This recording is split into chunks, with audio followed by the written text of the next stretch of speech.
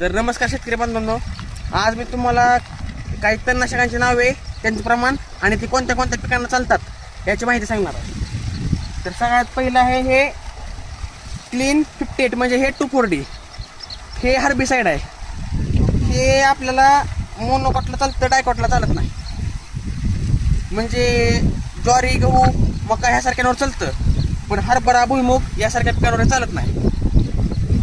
आणि हे आहे स्टिकर. हे जे स्टिकर आहे ते यासाठी वापरतात की जर पाऊस वगैरे पडला तर आपण जे फवारलं औषध आहे ते धुवून जाऊ नये यासाठी वापरतात. आणि हे पुढचं औषध आहे ग्लायसिन 41. हे 5 लिटरची बाटली आहे. हे आपला 200 लिटरचा ड्रम आहे. तर 200 लिटरसाठी हे 2 लिटर वापरायचं. हे जे 2,4-D आहे ते 200 लिटरसाठी 1 लिटर वापरायचं. आणि हे जे स्टिकर आहे हे 200 लिटरसाठी 200 ml एवढ्या प्रमाणात वापरायचं आहे. तर आपली आजची माहिती कशी वाटली ते कमेंट बॉक्समध्ये सांगा.